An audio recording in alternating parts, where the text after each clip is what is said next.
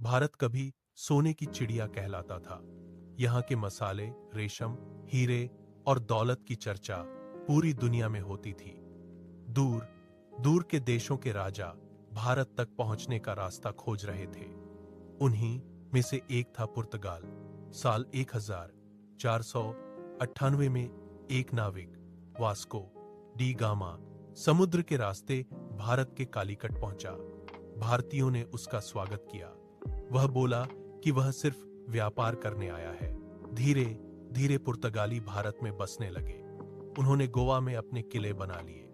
कुछ समय बाद डच, फ्रांसीसी और अंग्रेज भी भारत आने लगे।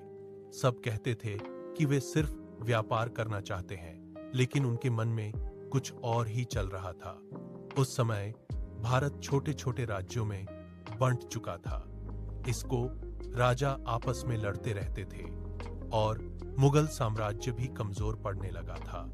अंग्रेजों ने इस कमजोरी को समझ लिया।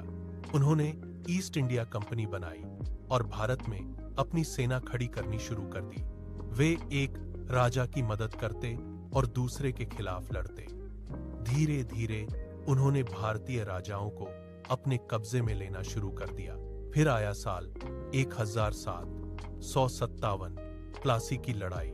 इस युद्ध में अंग्रेजों ने जीत हासिल की और यहीं से भारत पर उनका राज शुरू हो गया। जो लोग कभी व्यापारी बनकर आए थे, वही धीरे धीरे पूरे देश के मालिक बन बैठे। भारत के लोगों को बहुत देर से समझ आया कि विदेशी ताकतें व्यापार नहीं, बल्कि भारत पर कब्जा करने आई थीं।